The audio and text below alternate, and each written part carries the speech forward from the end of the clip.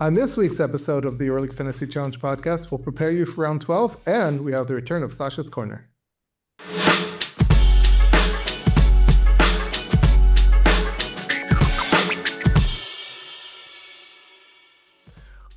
Welcome to this week's episode, everybody. I am Frankie Saxon, joined as always by my close friends, the beautiful and lovely, both of them beautiful and lovely, Javier Cantero and Vasiliki. Welcome, guys. How's it going?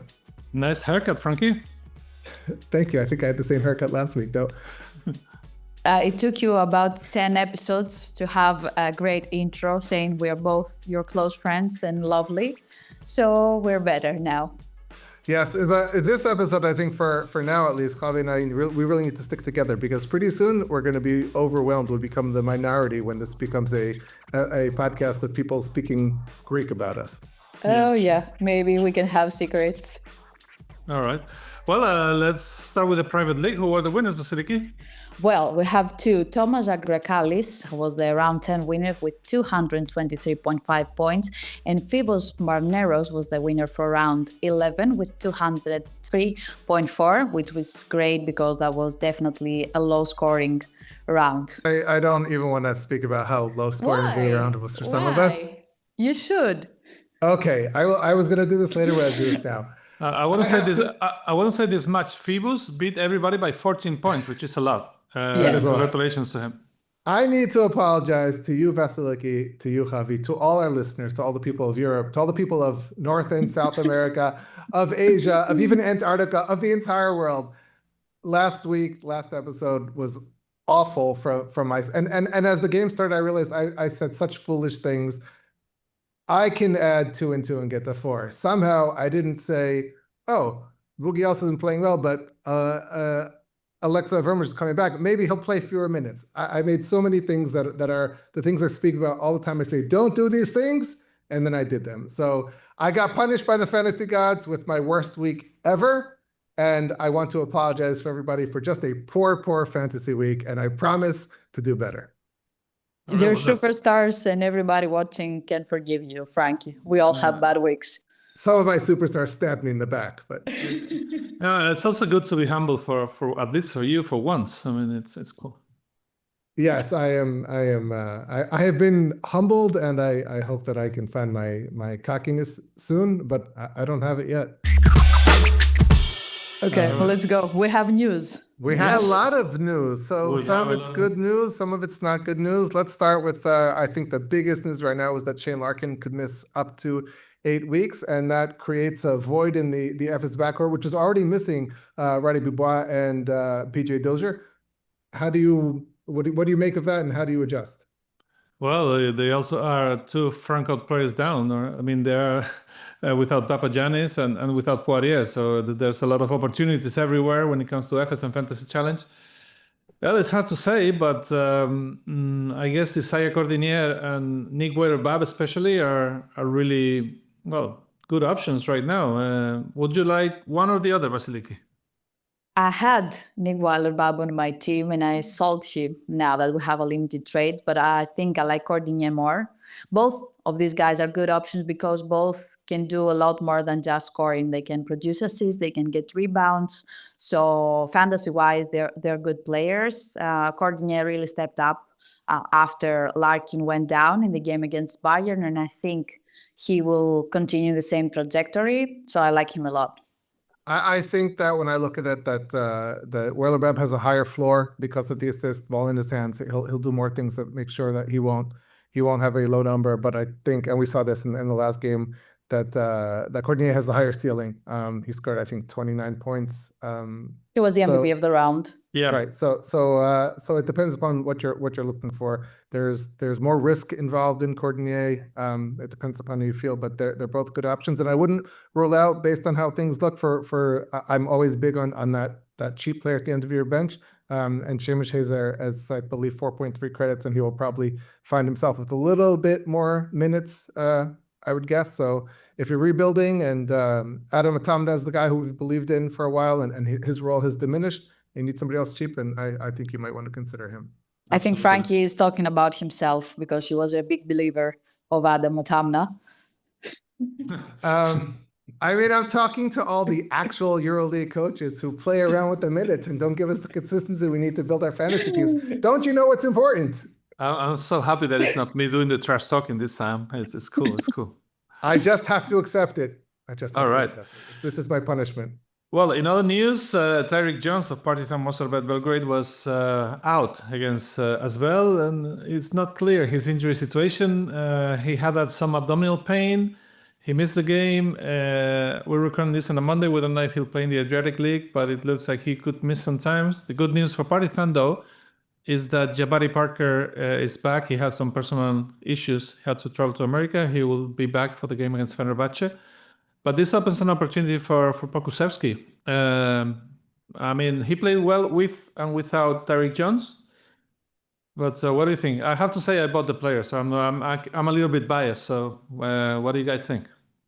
I think it's a worthy gamble. He's played well 2 games in a row, so that means the 2 games ago he was playing well with Jones there, as you mentioned. With more minutes, it's just more opportunity. I think he's a player with incredible physical gifts, and it's just going to matter.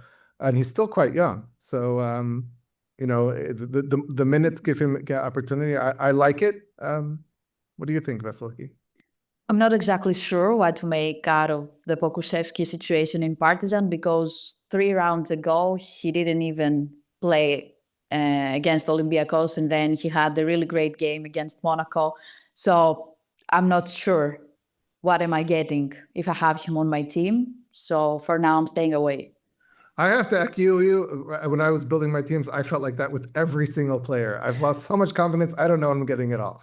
So I will ask you guys to give good advice. And speaking of good advice, Javi, tell us about Xavi Pascual. Well, he obviously became the head coach of FC Barcelona. By the way, kudos to Oscar Orellana, 3 wins in 3 games after taking over the team in a very tough situation. The one thing that came out in the Spanish press is that he believes that Tomas Satoransky will be one of the guys that he puts faith on. But I think that we know Xavi Pascual. Defense is strong, but with that comes quick offense. He has changed a lot, I think, in the last 4 years as a coach with Zenit. Now he's not playing 60 points per game like he did, or 70 points per game like he did in the past, like in the, let's say, early 2010s. But I expect the team to play intense and to play with a lot of heart and character like they've been playing the last double round. I think the hustle will be there, and it's a matter of players stepping up. Which players have to step up? I think it's going to be the most experienced ones. And we have a game coming up against Efes, in which I think Will Clyburn will have a lot to say. Clyburn only played once against Efes last year with Virtus, and he went scoreless. And I think that game is marked in his calendar. But I don't know. We know somebody who has been in FC Barcelona for a couple of years, and he's joining our show very, very soon. So we'll probably have to ask him. That's a good question. We'll get there. One more talk before we get there, though. I'll ask you about this, Vasiliki. It seems like something crazy is always going on in the Milan locker room, whether it was Josh Nebo after win falling and getting a concussion missing a game. Now, in a sadder note, it seems that Coach Messina said yesterday after the domestic game that Devin Booker may miss this week's game for personal reasons, for an apparent death in the family. That team is in and out, very little consistency. What do you make of Booker maybe not being there? I expect Nebo will be back, but he hasn't quite returned to the Nebo that we expected a year and a half ago when he signed there. So what do you make of Milan's rotation and its front court? There's always bizarre things happening around Armani Milano, so I'm not really sure. I'm confident, though, about Queen Ellis, who had a great week. 10 assists was a personal record against Hasvel, and 16 points, also a personal record against Olympiacos. He seems to have found his spot on the roster, so I'm keeping him on my team. I like that also. Yeah, I think I'm rolling with him for now. Yeah, me too. I mean, he's a must-have player right now. At his price, I don't think there are many good options. Maybe okay. Alex Abramovich, but that's it. We all agreed, so he's going to have a terrible game. Congratulations. Yeah, I already have no confidence in you, and you're making it worse. All right, well, speaking of my lack of confidence, I think maybe we can move on to somebody who has a lot of confidence and should. So before we move on to Sasha's corner, I just want to ask, is Sasha going to answer this question when he comes in? Have you considered, instead of Sasha's corner, maybe going with Mr. Vezenkov's neighborhood? Hello, guys. Hello. Hey, what's up? How are you doing? All good? All good, all good. This is your space. This is your corner. So you're the boss here. Corner is better. I think corner is better. Corner Corner, is you better than are neighborhood? No, neighborhood is too wide. Too much. First of all, I wish you good luck and good week to everybody. Game started on Wednesday, which always is a little bit tricky. Unfortunately, with all these injuries, you don't know what is going on, and all these last-minute injuries, which I hope they will not exist in the future. So, first game is in 2 days, so everybody needs to be prepared. Everybody, I'm guessing, is thinking from now. Fantasy is getting more and more popular, and everybody's talking about it, especially in countries like Greece, Serbia. I've noticed that it's their priority is the main thing. A lot of messages I'm receiving, a lot of people stopping in the streets, and kind of, everybody's too passionate in this game, which, the limits are a little bit tricky. You have to they have to follow it, but, everybody needs their players to play good. So that's what we're doing here, to give some, tips, some proposals, and let's see if we'll be lucky this round. Yeah, that was going to be my next question. Do you get asked a lot about fantasy on the street? Like people stop you and say, okay, well done or not so well done? It's not even a question. Like they're saying it, like it's a statement. Hey, I need you to play good for my fantasy team. You need to be good because I'm the captain. It's not like a question, which I understand. I understand, and especially even young people are getting to know the game more. And it's a way to learn a little bit more about the game, to follow your favorite players or the players you put in your team, which I don't think it's a way to enjoy basketball, to be honest with you, because you always follow your player and you want your player to play good, which at the end, you're not enjoying the game of basketball. But for the fans of the game, I think the competitiveness and the way you did also this trophy cup where everybody's trying to be competitive, I think it's really nice idea. I will disagree with you just on one point. I think you really do enjoy it when your players are playing well. Then you're enjoying it a lot. When your fantasy players are underperforming, then you hate the fact that you're playing the game. True. But, like a week where all your players or your main players, all of them play good, it's like a rare thing, I think, in fantasy this year, especially. But on the other side, through fantasy, you learn to follow more games, not just your favorite team from your favorite country. So I think that helps grow the love for basketball in general. Maybe you get a little bit crazy during the game days, but in general, you learn more about the players, the teams, how they're playing, their rotations, which is good. Yeah, and I think if people are getting to learn also how to choose players, because I think they choose basically who the opponent will be, the recent form, even like the history of this player against these teams. Like I heard Javi said that Will Clyburn, let's say he didn't score last year against Efes. This maybe be or what I would do, I would choose him. Maybe he's struggling against Efes, so he will have an extra motivation against them. Sometimes if you have too much information, it's not the best, but at least you have something to follow and somehow to make reasonable and based on something to choose your players. Yeah, sometimes I look a lot at if a player played for another team and they faced for the first time, but it doesn't work like that sometimes. I can put an example. Carson Edwards returned to Munich the other day. He was all EuroLeague first team, top scorer of the league, but he didn't play well.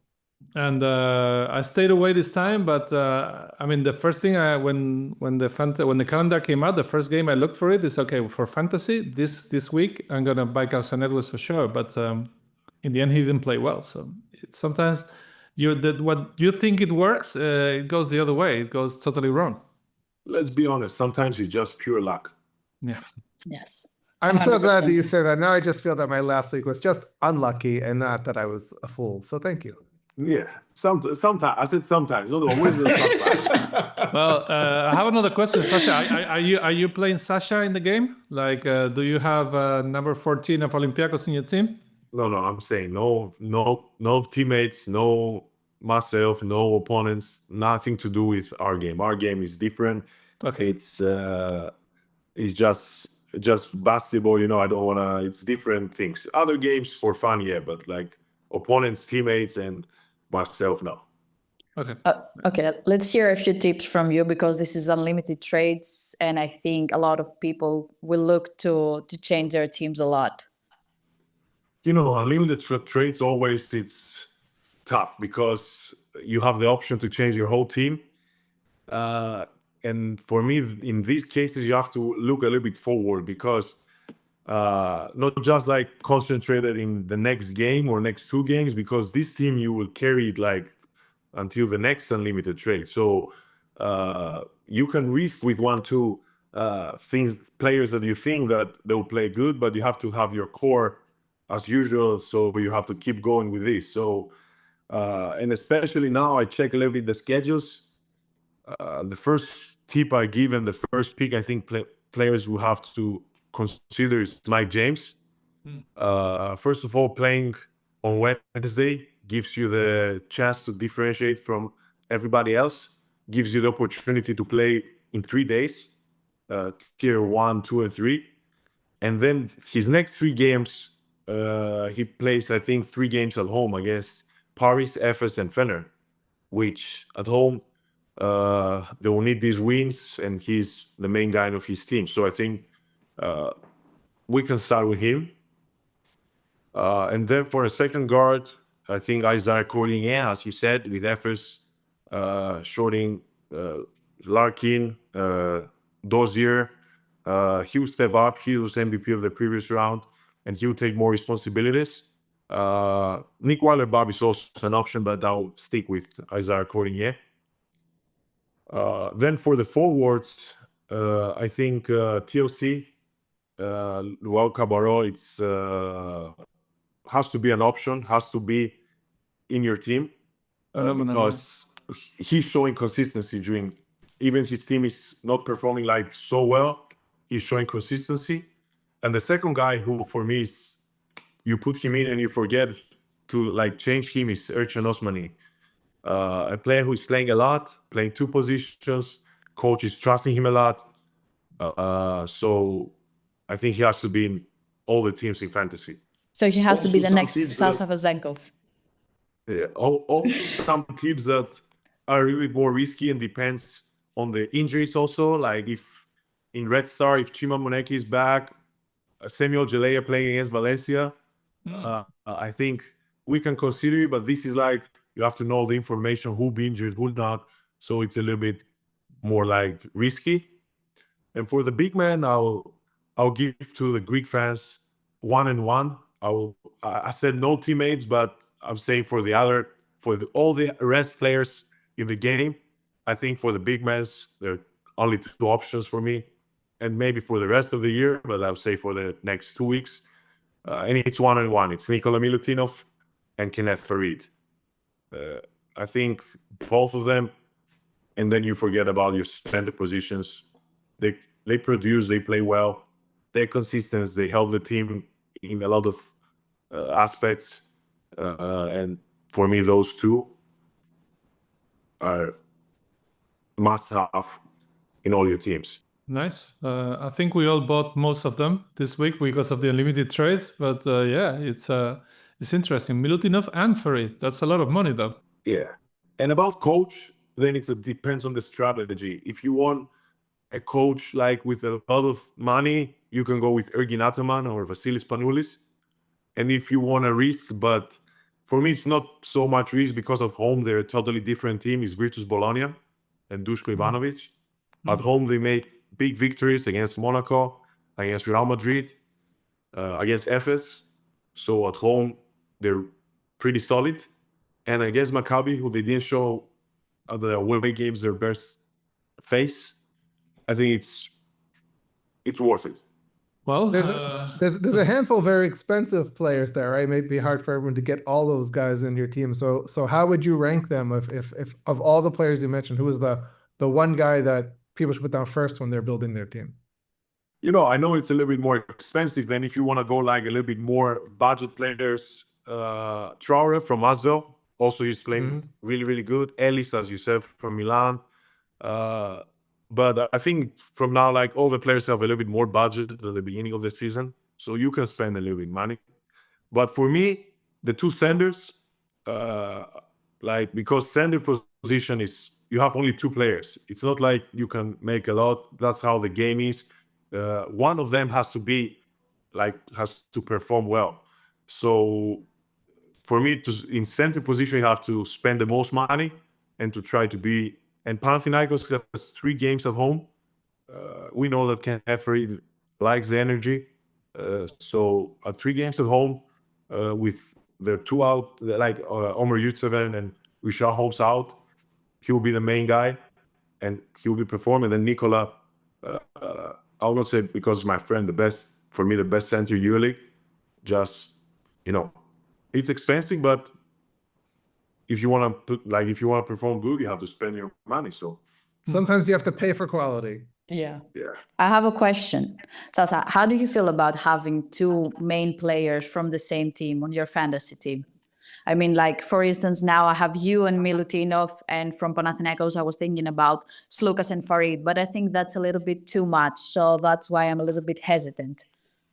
For me, if they don't play at the same position, you don't have a problem, because if they're playing a lot and they're producing, it's not a problem. Like you can have Corlier and Osmani, for example, because both of them they're playing, or like you said, Farid and TJ Shorts, or Kendrick Nunn, or me and Nicola, or Nicola and Tyler Dossi, because they're playing really good.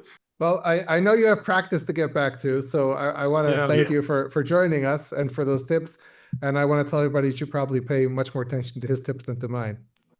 Probably. No, you're doing a great job, guys. Keep going. You need some luck, but at the end, I think everybody will be happy at the end of this week. I think it will be a good week for fantasy managers this week. Amen. Yeah. That's it, guys. Thank you very much. Thank you, Sasha. Nice See you to see next you. time. Bye-bye. Okay, yeah. I think he kind of answered one of my dilemmas, because I always have this question popping in my head. Am I getting 2 superstars or 2 heavy minute players from the same team? Isn't that too much? That always lingers above my head. Frankie doesn't have that problem because he has 11 superstars in his team. So True. That's true. That is true. That's true. Yeah. That is true. I did feel, though, I didn't want to argue with him, but I did feel that there's one advantage that Sasha has over the rest of us, is that he doesn't have to pay, how much is it? 17.5 credits to have Sasha Vezenkov To on have his team. himself. So he can distribute his budget a little bit better than us. yeah, Yes. I have to say I've been very, very attentive to take him out, but then we talk over the week. I mean, during the week, and then if he plays well, he's gonna kill me. So no. And he will bounce back after a so-so game. So it's a matter of time, and I think the game against Paris is a very good game for him. I mean, Sasha is my number 1 pick this week, so I would be very surprised if I don't finish the week with him as a captain, no matter what people do. Okay. Well, we will see. I did like what the advice he gave about having Mike James or some other star player from turn 1. I always try to have 3 viable captains, and I'd rather have the headache of someone doing really well on Wednesday than having somebody do really poorly and having to wait for Sasha in turn 3. So that is good advice that I recommend to everybody. Are there any other takeaways you guys want to talk about from the past week, from rounds 10 or 11? Not really, no. Well, I'd like to tell. One thing only. I'd like to say that TJ Shorts has been playing well. Yeah. And I have something extra here to celebrate. Look what the latest gadget here. Oh, that's how cool great. is this? How cool is this? This is from Paris, though. They only sell it at the shop, but they brought it last week. Pretty cool, huh? That is pretty awesome. All right, so before we move on, I just have to say, ask Vasiliki a question. 2 weeks ago, you famously tried to motivate Donatas Martinez by telling him, "Don't mess up." And look what he did. He messed up. He messed up. So I just wanted your reaction to this. What can I say? I'm a meme now. Okay. It would happen at some point, so I'm accepting it. But spoiler alert, Maria Yunus is out of my team because she messed up. You are such a great motivator. Yeah, I know. All right, so let's move on to round 12. We already, thanks to Sasha, began speaking about this a little bit. The three turns. What do you make of the Wednesday game? And is there a player, Mike James or somebody else, you'd feel everybody should have from Wednesday? Mike James, I have him on my team. He's my first option as the captain. No question about it. It's a French League Derby. Interesting players in that game. Well, I like Traoré a lot, like Sasha mentioned. But Mike James right now is the number one choice. I think he's the most solid player in that game. And if you want to risk with a T1 captain, like a really good option, Mike James is your guy. I love Mike James, and I really wanted to get him on my team. Him and Elijah Bryant, those were the two players that I really wanted to get on my team. But in order to do that, I had to sacrifice two other players, and I wasn't sure if the two other players would produce less than one of these guys would do solely. So that's why I haven't figured it out yet. I will show you my team, how it stands right now, and you will tell me if I should make a move on Bryant, on Mike James. But from that game, I do have Traoré. I'll comment on two guys that you mentioned. First of all, I think everybody should go out and get Traoré. Why? Because I really wanted him, and I think he's really great. And then I looked at the French league, and I saw that he played fewer minutes over the weekend in the French league, and I started doubting myself, and I'm not having him. So I think just the way my luck is going, if there's a player I like and he's not on my team, he is guaranteed to do well. So that's my gift to all of you. And you know what? I did exactly the same. I had Traoré. I saw that he didn't play well in the French league, and I took him out. So that's doubling down on that. So yeah, okay. And also Elijah Bryant, I think it's an outstanding choice. I really liked him, but 16 credits, it just meant that when I started putting together the puzzle, then I would have 3 or 4 guys at the end of my bench who I just didn't trust, or who one of them is Ognin Dobric, who's played very well. But I'm playing on Friday. Do I want to trust him to be a starter? And I couldn't pull the trigger. But I think that Elijah Bryant, for those that can afford him for 16 credits, is outstanding. I have to say something, Vasiliki. If you say that Mike James and Elijah Bryant are your first and second choice, but then you think another players would produce more, then Mike James and Elijah Bryant, they're not your first and second choice. I'm sorry. No. You have unlimited trades. You could buy them first and then figure the other thing out. The rest of the team.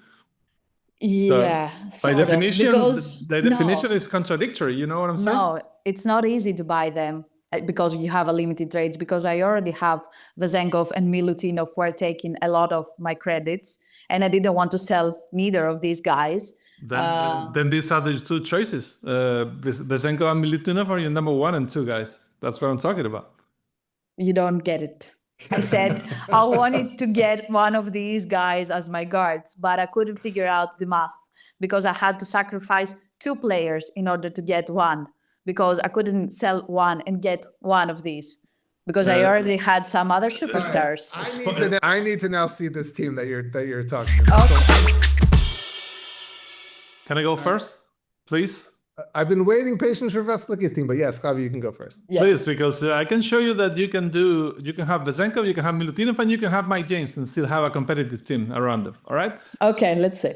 Okay, so I only kept 2 players, which are Vezenkov and Seb Herrera.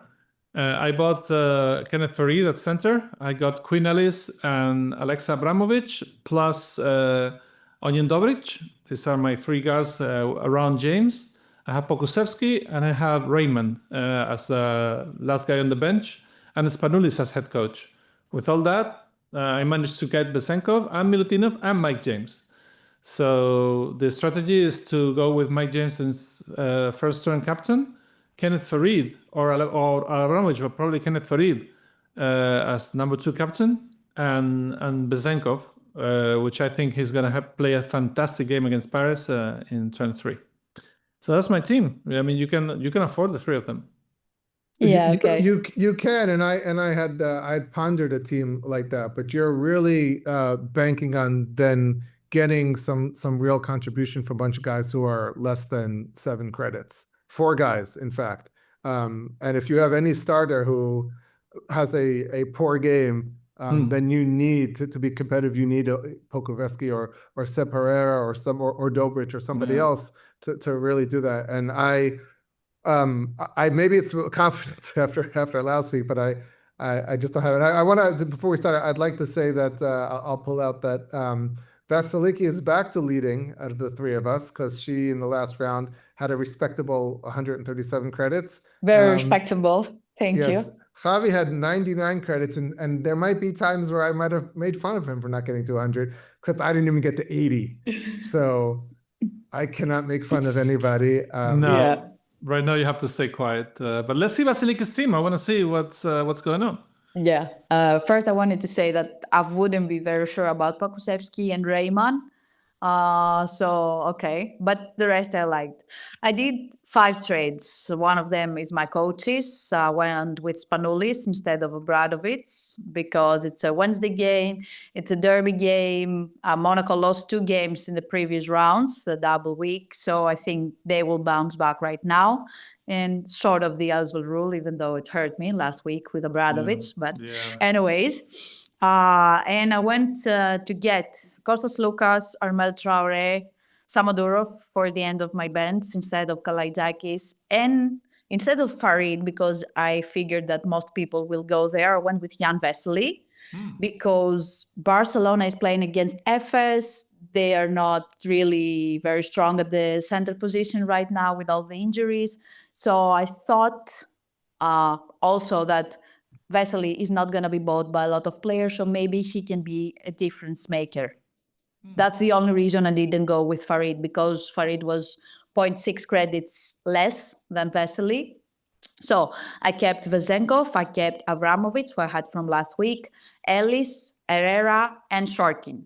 And in order to get either Mike James or Elijah Bryan, I had to sacrifice both Larkin and Queen Ellis. Which I think was a little bit too much for one player, because the other player that I will be getting would be someone with around 5 credits, and probably I wouldn't get nothing from them. I can get behind this team, and not maybe every specific player, but certainly the strategy. I would not want to have. I think Javi's weaker in quotes 4 players are just, there's too much risk there. And I feel like you've balance that risk, and the guys that you have who are your 7-8 players are guys who can contribute. So I can definitely, I support your team. Thank you very much, Frankie. But you know what they say, sometimes you have to risk big to get a high reward. So sometimes going with the safer road is not leading you to great success. It's not always safe. I think that if you look at all the teams that do well, if we dig into any team that wins the round, top 10 teams in the round, you're going to see if they're getting points off their bench, right? No one is winning the round when they've had Kendrick Nunn when he has 4 credits, and they're all going to get something from Herrera or Quinn Ellis or some other cheaper player, right? That's the key. And the question is, can you be confident enough to go with 6 big-time players and still get some contributions off the Will Raymonds of the world, with all due respect to Will Raymond, but do you expect Will Raymond to come out and give you a 15 or 20 PIR? And historically, I would say no. There's no reason to expect that. So it's a risk. I always have players like that. Adam Atamna was one we all believed in, that he was going to get the minutes, and it didn't really happen. He's no longer there, not because the talent isn't there. It's the rotation. He had some games where he was just unlucky. The shots didn't go in. He's not a guy who's such a poor shooter, but it didn't work out. But I think you need that to succeed. It makes me nervous. But again, who am I to give advice? You said you didn't like my team, but you mentioned Quinn Ellis, you mentioned Herrera, and you mentioned Raymond, like 3 players I have. Nice. No, but I mentioned Raymond as somebody who I would not have. Those are players you can't count on consistently doing well. Building a team with expecting Seb Herrera and Will Raymond to give you combined 30, 35 PIR every week. True. If you do, so that's what I'm saying. No, my strategy is based on the fact that Mike James plays well, and if he plays fair. really well, I'll be fine. All If he has a subpar game, I'm in trouble. But I don't think that's going to happen. That's why I did. All right. Well, I'll tell you my team, and you guys can tell me where I've gone wrong. I completely rebuilt. I went with Faried and Moses right at center, although I still have some concerns there. At forward, I have David Leidy, who I believe is still going to get more minutes than his 5.3 credits deserves. Roman Sorkin, Dobrich, and Sasha. And at guards, I bought into Quinn Ellis. I've got for the Wednesday night my early captain Glenn Watson. I've gone with Weiler Babb and Seamus Shazer, who again 4.3 credits. I feel like there's going to be a couple weeks there where he will be getting more minutes and hopefully he will produce. I have some serious doubts, but that was the best I could come up with right now within my price constraints and guys who I believe in. I don't love the two as well picks. Watson can be a bingo card. But Lighty, I don't think he will produce much. Like, couldn't you figure out something better? Also, is Cordinier cheaper than Weiler Babb, or is it the other way around? I think Cordinier is a little bit cheaper, right?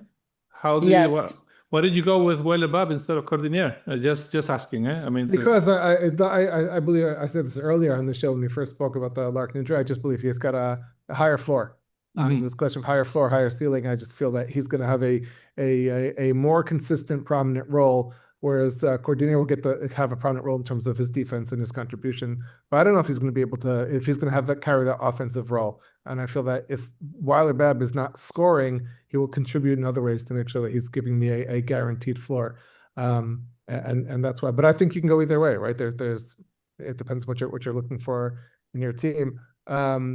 As for Lighty, look, there's not a lot of guys I can get at that price who I felt might contribute something. That's what it comes to. I'm not coming to Lighty because I believe that he's a superstar. But he plays on Wednesday, 5.3 credits. You know, I don't see any downside, so I decided to gamble it. It's a gamble lightly, but I guess you're not counting on him staying in the starting team at the end of the round. But if it happens, it happens, you know. Right. If he has a good game, then he can be there. And if not, I mean, I've got worst case scenario. I still have Sasha as my forward, so I don't need him no matter what. There's an exit strategy if he doesn't do something well, and if he does, if he gives me 15, 18, 20, not that I'm counting on it, but all right, let's move on to our captains.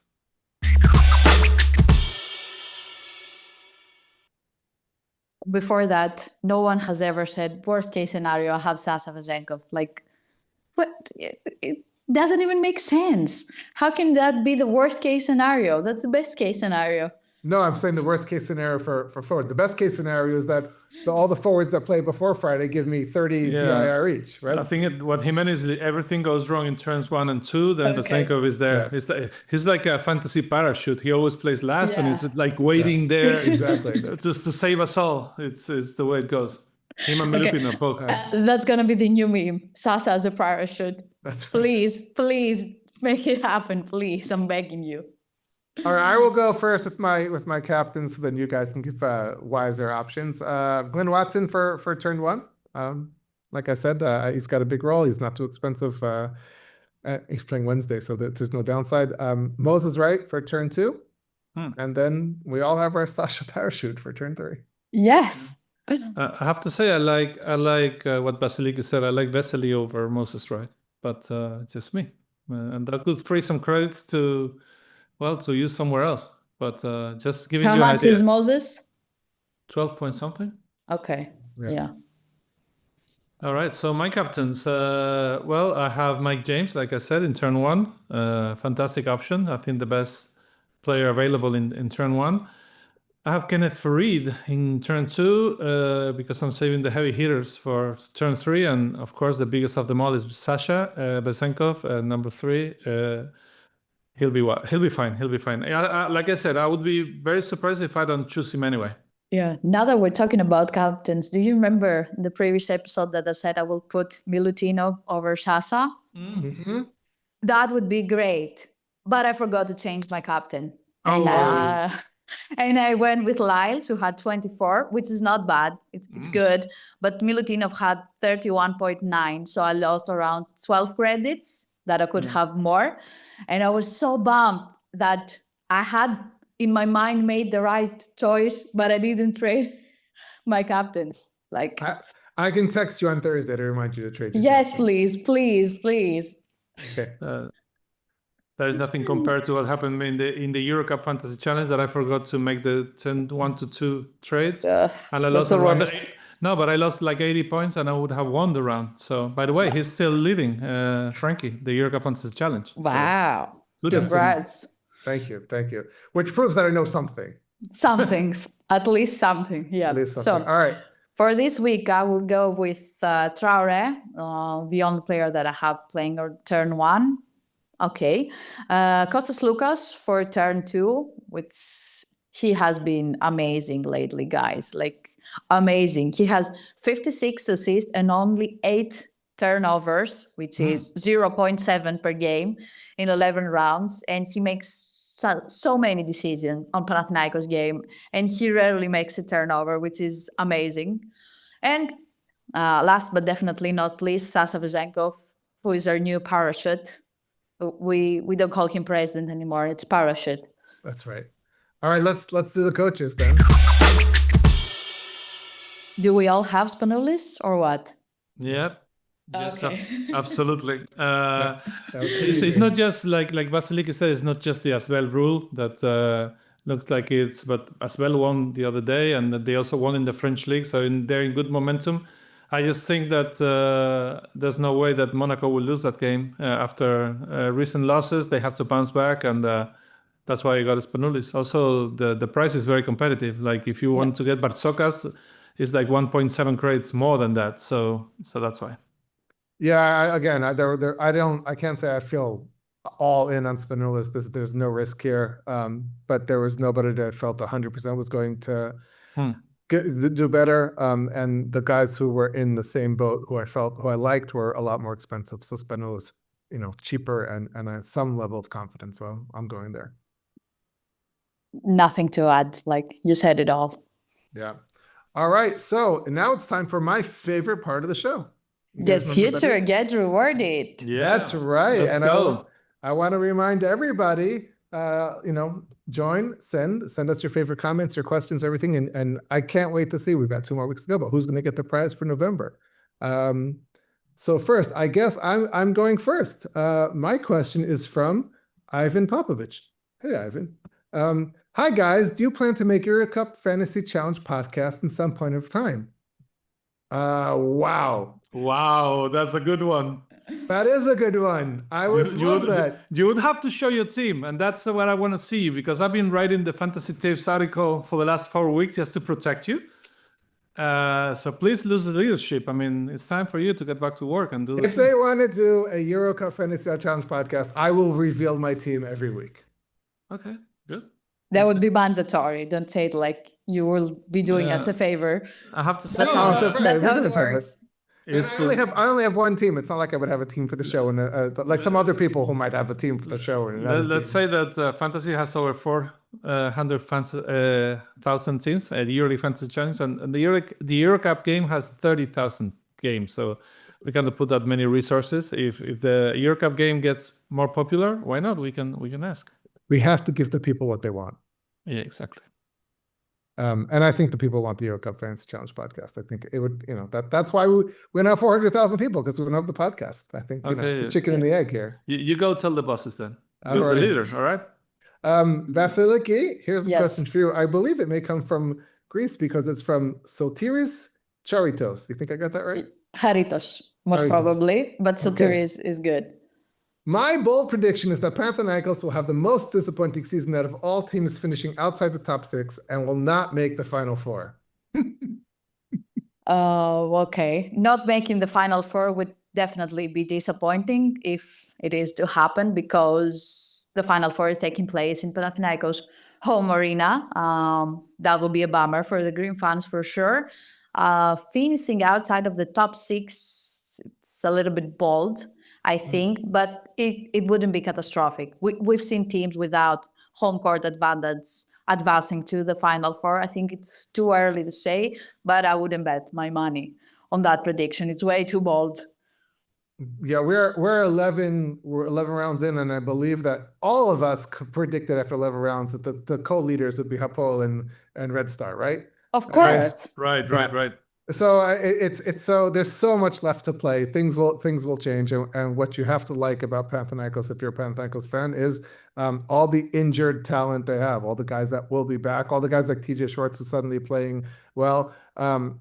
So you have to believe that Panathinaikos in February, March is going to be much better. And I guarantee you that any head coach that draws Panathinaikos in the playoffs is not going to be happy about it.